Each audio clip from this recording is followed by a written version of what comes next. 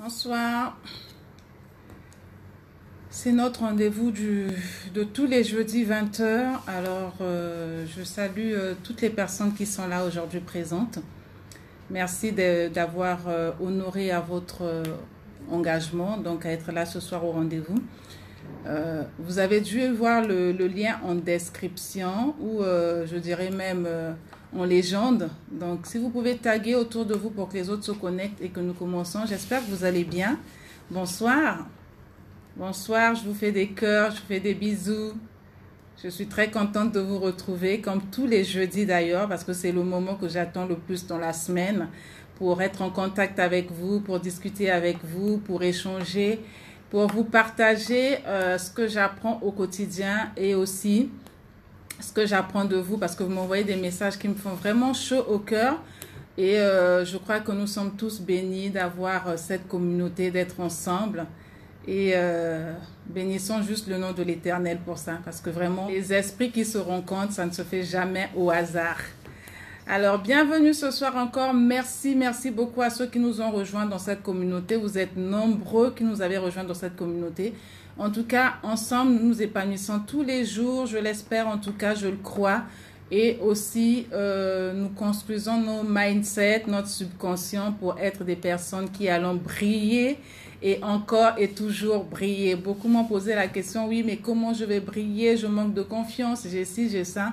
Mais donc, aujourd'hui, nous allons parler de la décision et du choix, d'accord?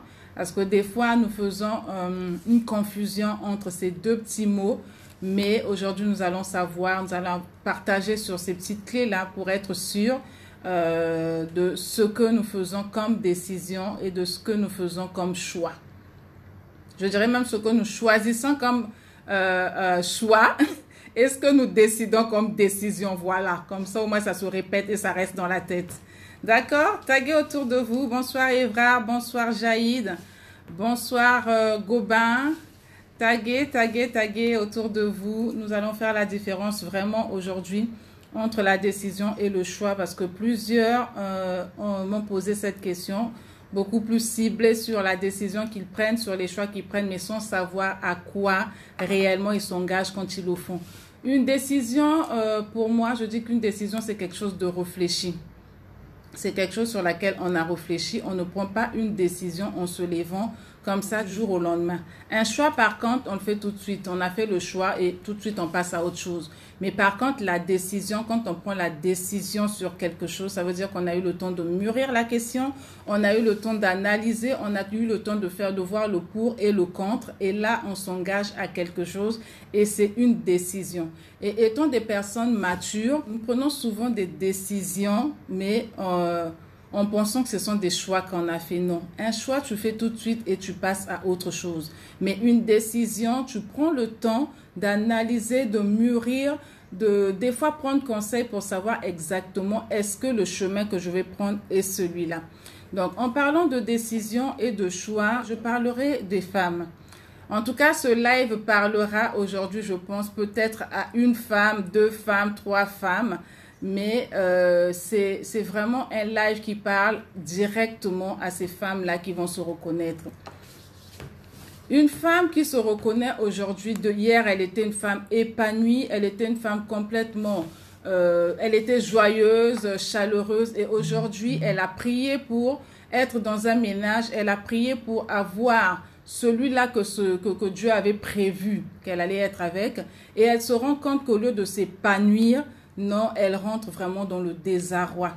Une femme qui devient renfermée, une femme qui passe son temps à pleurer, une femme qui ne sait pas quoi faire. Pourquoi? Parce qu'elle a pris la décision, en pensant que c'était un choix qu'elle avait fait. Non, elle a pris la décision de construire une nouvelle vie. Pour elle, elle pensait qu'elle construisait, mais au fond, elle rentrait, je veux dire peut-être dans un enfer.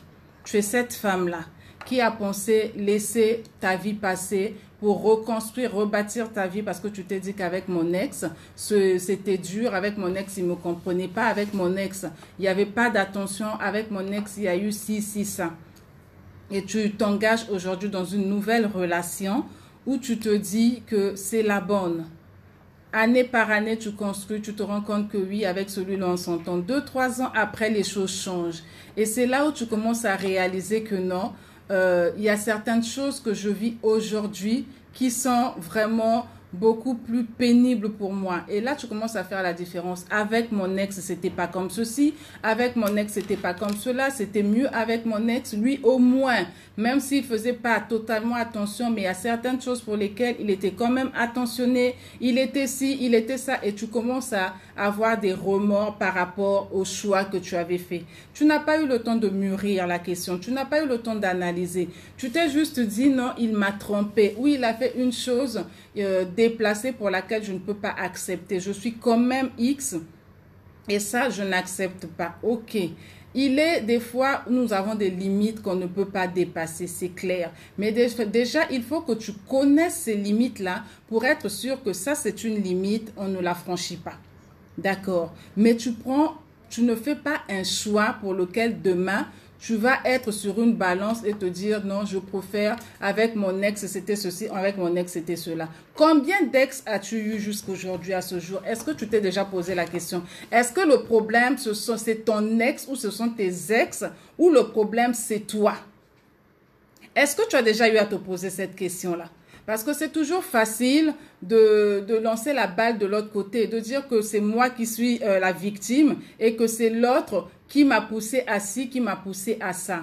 Mais est-ce que toi-même, tu as déjà eu le temps d'analyser et de voir ton parcours? Qu'est-ce qu'on t'a souvent reproché? Pourquoi tu vis souvent la même chose? Et que tu t'arrives toujours à faire les mêmes choix qui t'emmènent à comprendre à la fin que ce n'était pas un choix que tu avais, c'était pas un bon choix que tu avais fait et que tu n'avais pas décidé en connaissance de cause.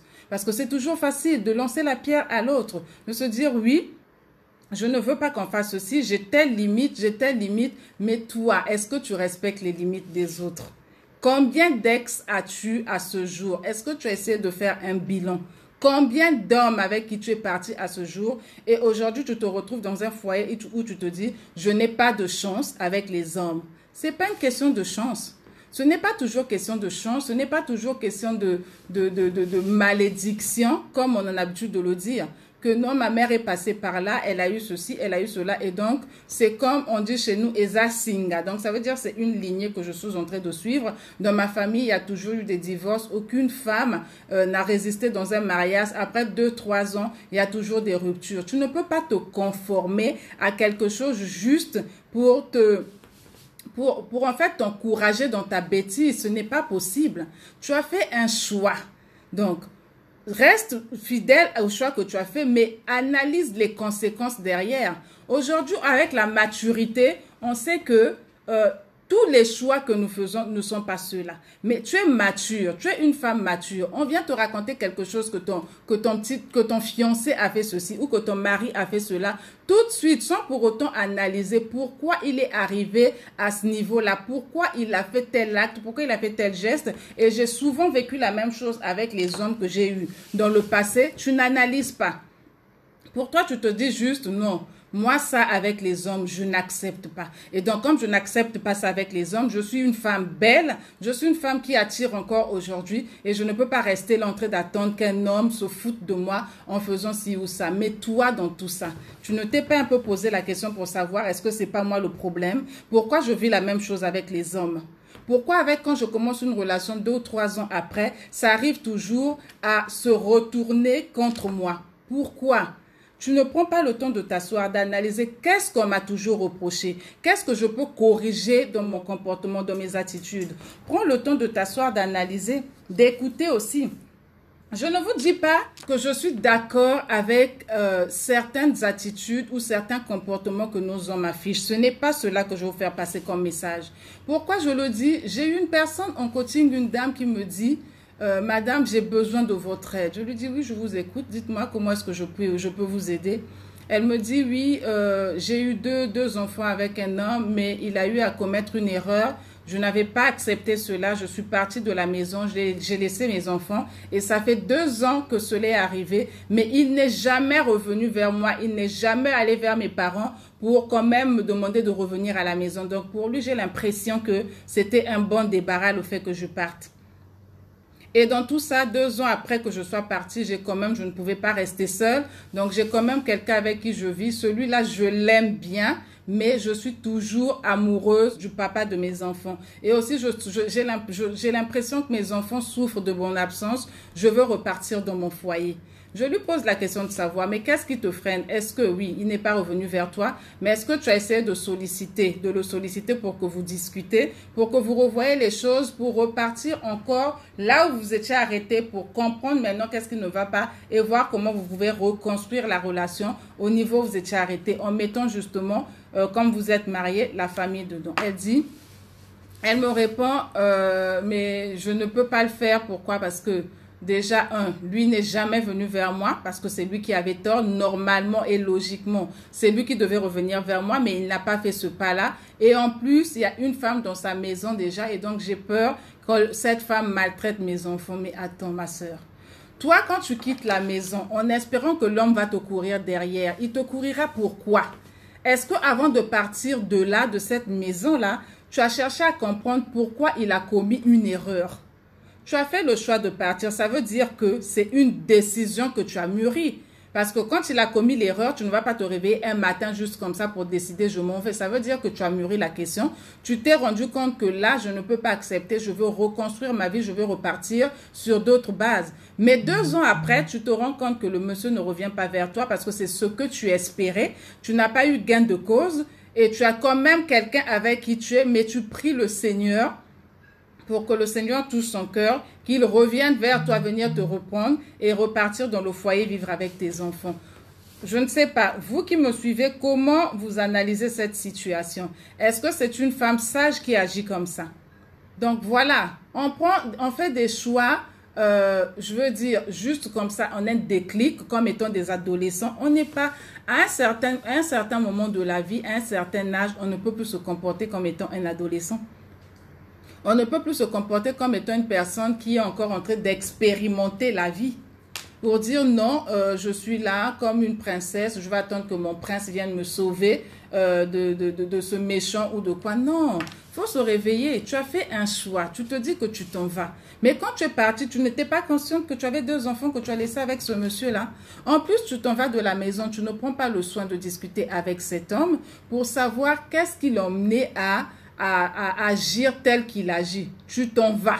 S'il t'avait trompé, tu es parti, mais tu as laissé la porte ouverte à l'autre qui est venu s'installer. Maintenant, c'est là où tu te rends compte que tu es encore amoureuse de ton mari. Et toutes ces limites-là que tu avais posées, que tu te disais que ça, on ne peut pas les dépasser. Où sont parties ces limites-là? Où sont parties ces limites? Et pire encore, la personne, j'essaie de lui dire de prendre une session de coaching pour qu'on aille, que je l'accompagne parce que c'est clair que c'est une situation dans laquelle elle a besoin d'être suivie, Elle n'a même pas de quoi s'acheter le pain. Elle me dit même pour m'acheter le pain, c'est difficile. Donc, à plus forte raison, prendre une session de coaching, je ne pourrai pas. Vous voyez un peu à quel niveau, des fois, nous les femmes, on se limite juste à notre beauté extérieure. Se disant que je suis belle, je suis partie. Ok, tu es partie de là, tu as trouvé quelqu'un, tu n'as pas chômé. Mais cette personne-là ne s'occupe pas de toi. Au point où tu manques même de quoi t'acheter le pain. Il y a un problème. Ça veut dire que ta beauté extérieure n'est pas suffisante pour pouvoir convaincre un homme à s'occuper de toi intégralement. Tu as besoin de connaître encore, en fait, ta valeur. Une personne qui, entre guillemets, t'aime, n'a pas les possibilités de s'occuper de toi.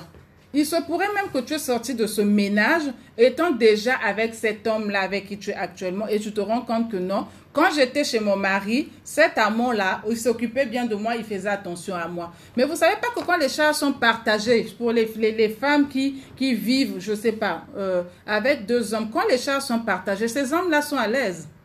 Mais quand toute la charge leur revient à lui, tu crois qu'il sera là pour s'occuper de toi à 100%? Réfléchissons un peu, mes sœurs, réfléchissons.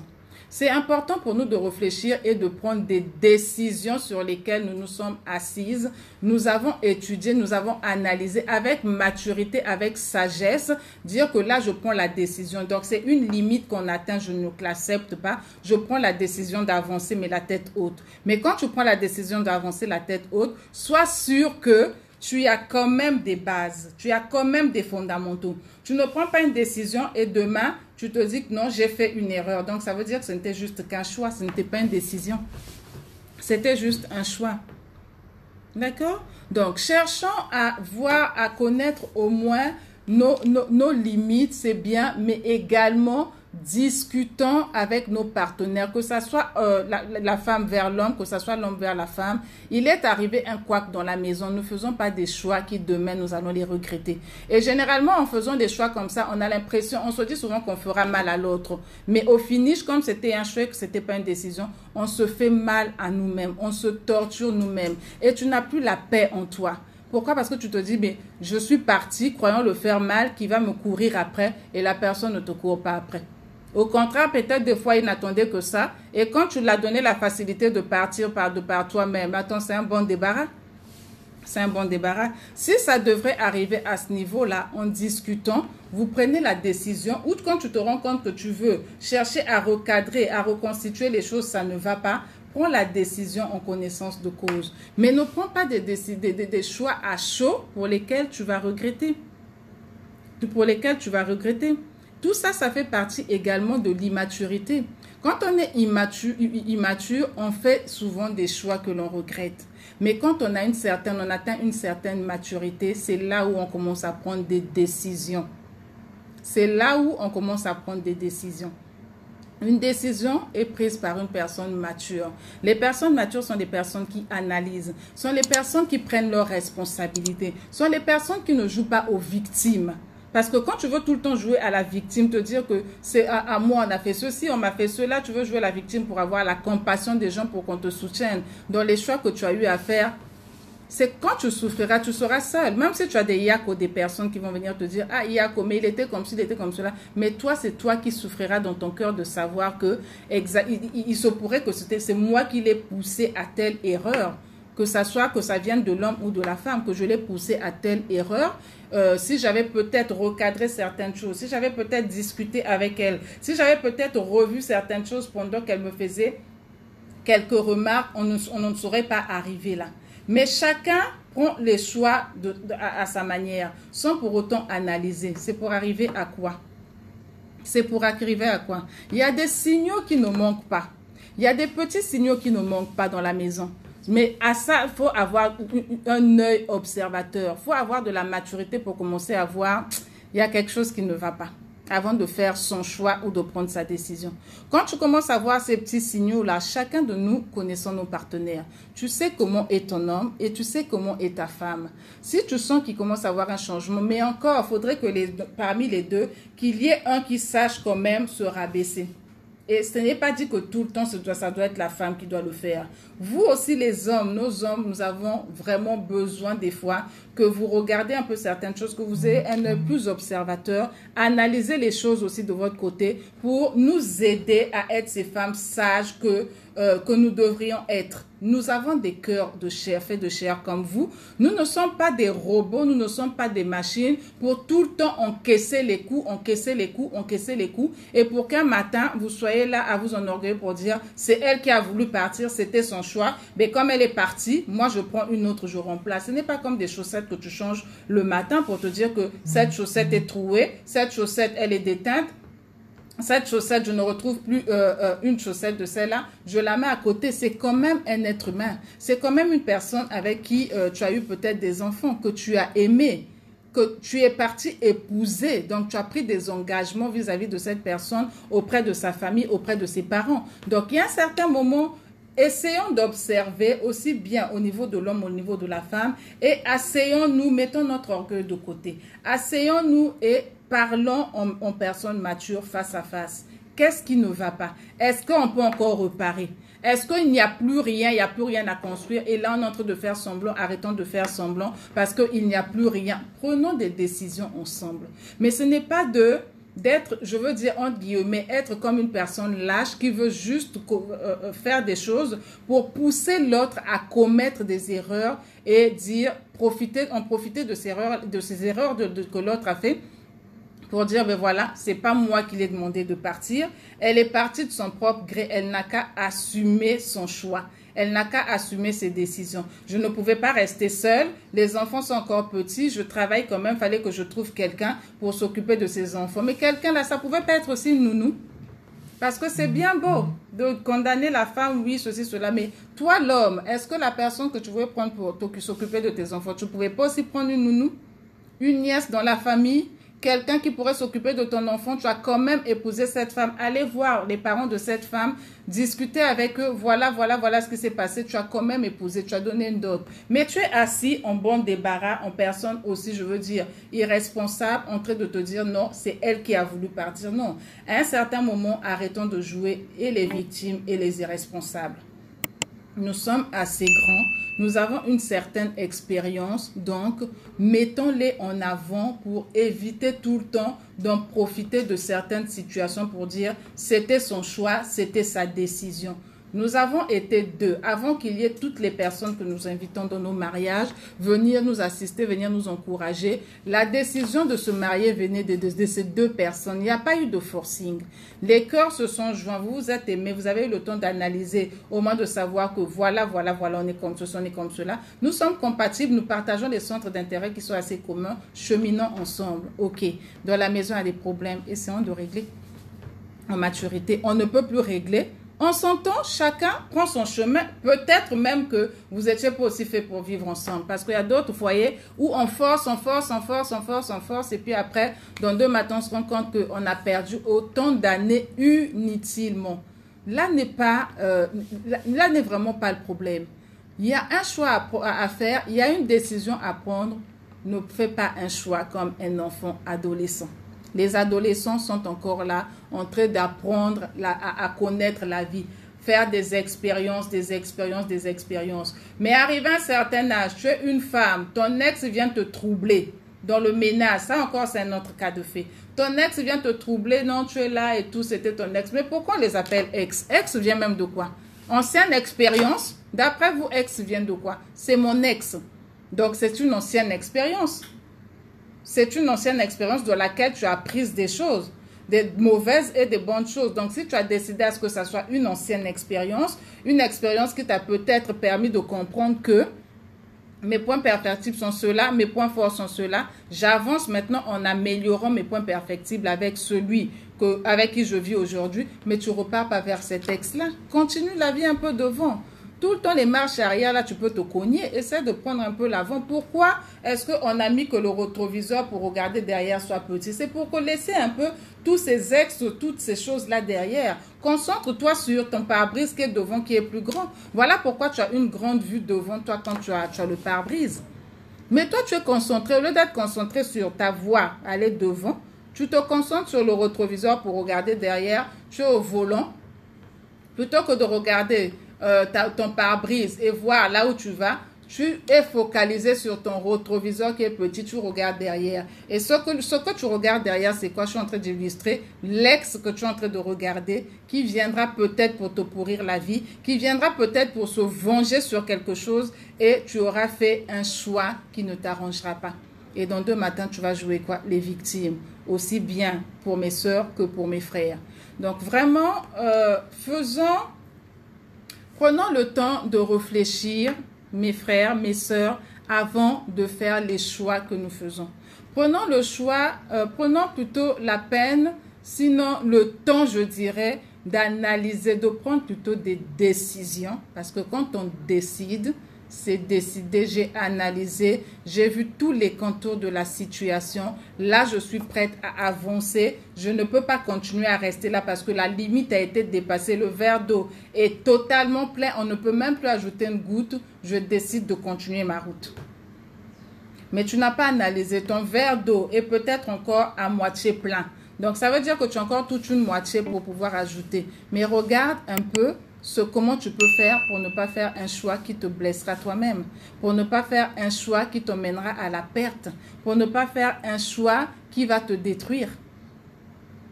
N'arrive pas à ça inutilement, parce que tu n'arrives même pas à avoir un morceau de pain pour te nourrir. Et là, ton excuse, c'est quoi? Mes enfants, peut-être que mes enfants souffrent là-bas avec cette femme qui vient d'arriver. Mais ces enfants-là, tu ne savais pas que les enfants existaient quand tu es parti?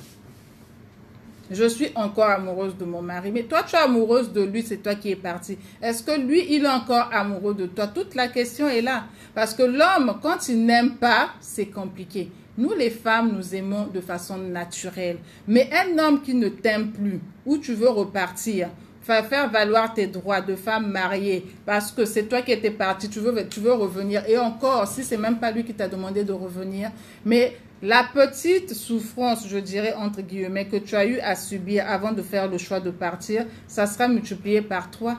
Ou ça veut dire que tu accepteras d'avoir une coépouse, vous allez être dans la même maison ensemble, et encore s'il accepte, ou encore, ben, tu te feras passer pour, excuse-moi le terme, pour une imbécile. Et ça n'a pas de sens. Donc les femmes, arrêtons de penser que notre beauté extérieure, la grâce qu'on a d'être belle, d'être encore présentable, d'être encore attirante, que même si on quitte là où on est, on pourra avoir quelqu'un. Dans un certain contexte, c'est vrai. Mais dans un autre, analysons. Surtout si tu sais que tu as un panel d'ex que tu as laissé derrière toi, essaie de revoir encore ta marche. Aujourd'hui, combien d'ex j'ai? Combien d'hommes j'ai compté? À un certain moment, mets-toi devant le panneau stop et commence à analyser. Quelle est la direction que je veux prendre? Je clignote pour prendre quelle direction? Est-ce que je clignote pour aller à droite? Je clignote pour aller à gauche ou je continue ma route tout droit? Prends le temps. Mais tu ne peux pas t'arrêter à un panneau stop, rester là sur place en train de réfléchir. 1, 2, 3, tu dis à gauche, à droite. Non. Il faut que tu saches toi-même à quel niveau tu es. Qu'est-ce que je fais? C'est ça la décision.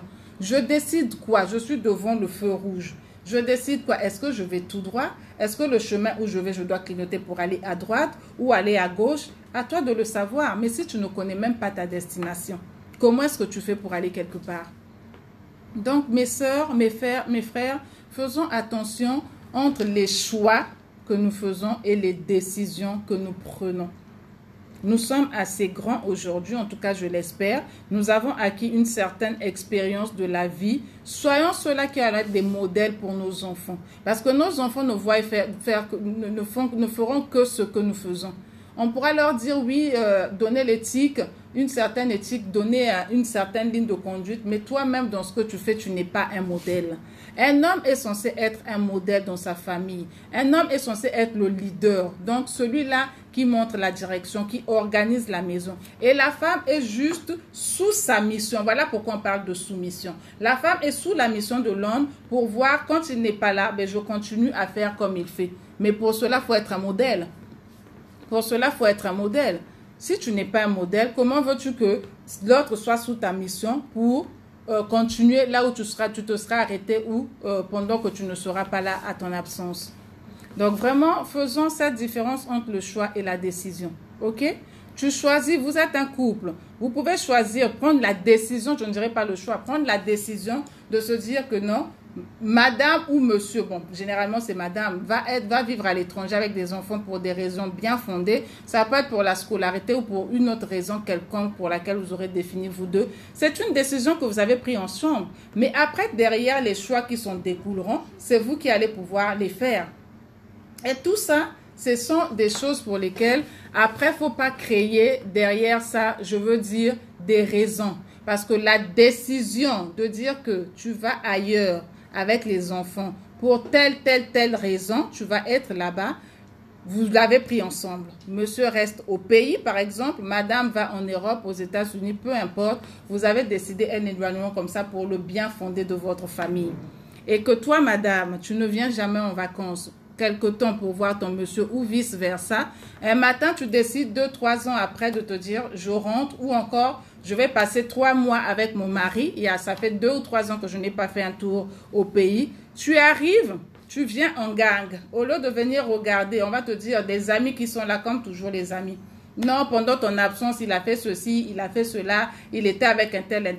Tu ne prends pas le temps d'analyser, de comprendre, ma soeur, que l'homme a besoin de se décharger. Tu n'étais pas là, il a fait. Est-ce que pendant que vous étiez en appel, il t'a démontré un certain manque de respect pour te dire qu'il y a quelqu'un qui t'a remplacé?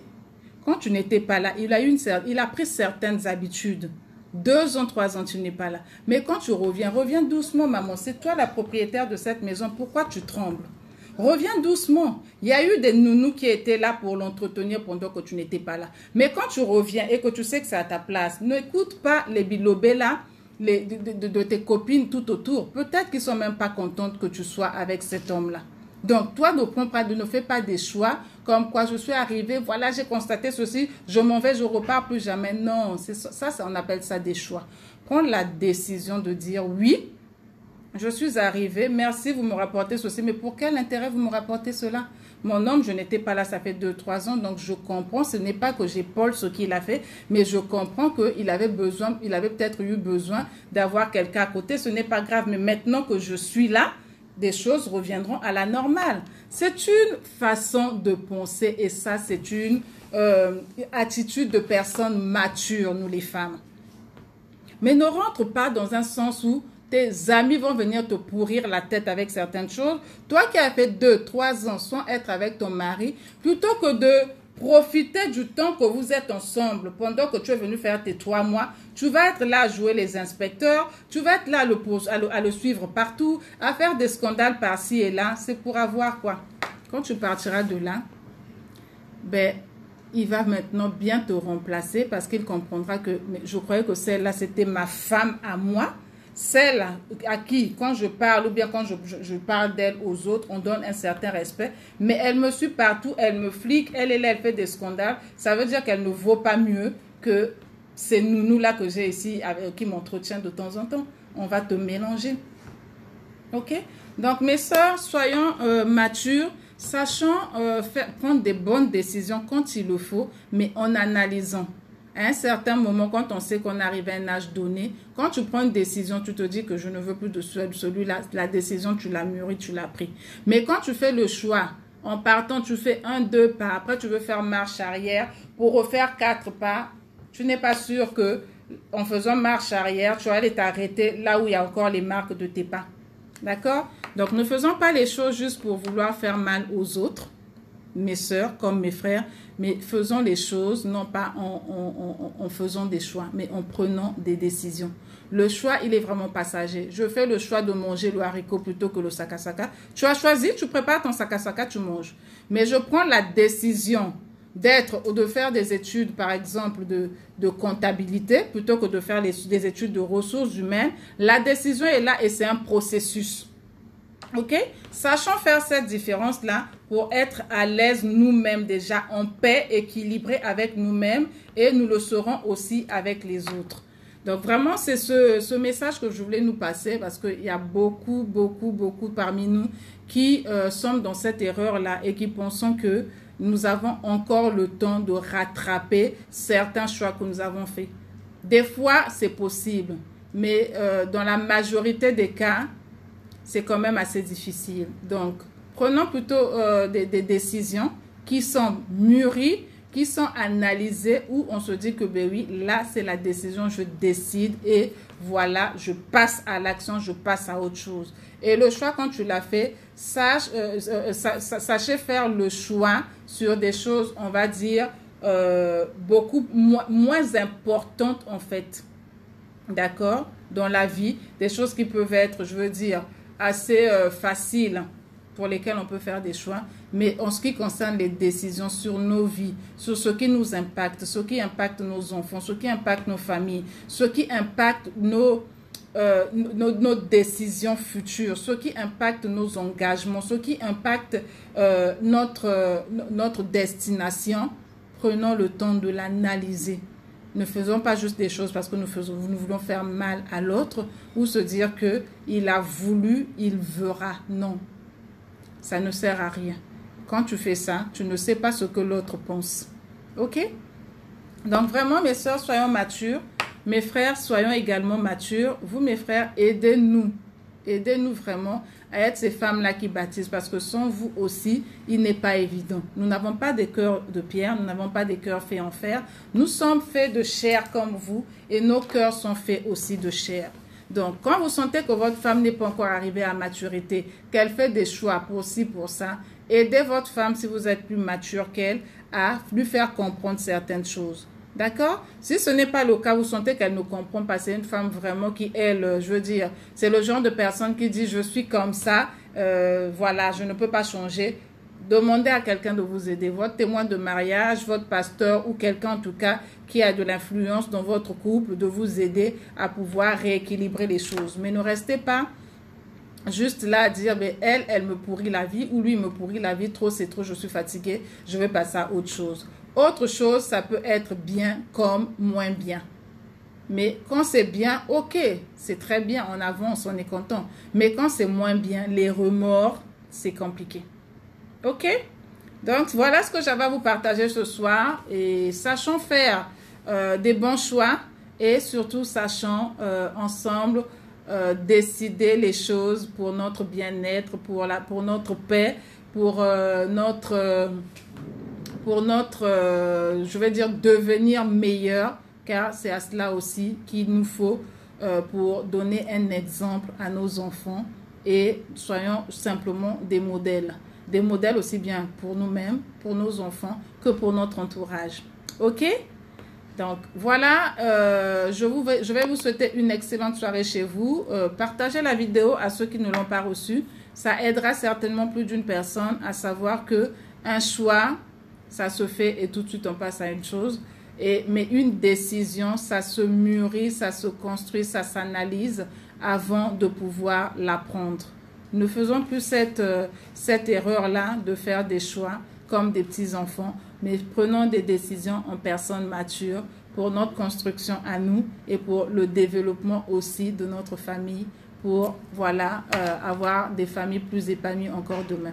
Je vous souhaite une très belle soirée et je vous remercie encore, vous qui avez été là. Partagez autour de vous pour que les autres soient justement au courant de ce qui s'est passé ce soir pendant ce live.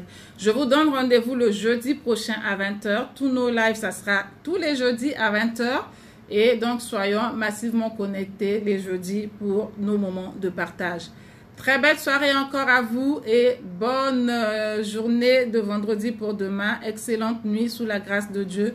Je vous embrasse et je vous dis que je vous aime, Médéco, cette communauté tellement riche et bénie que j'ai. Je bénis Dieu pour vos vies.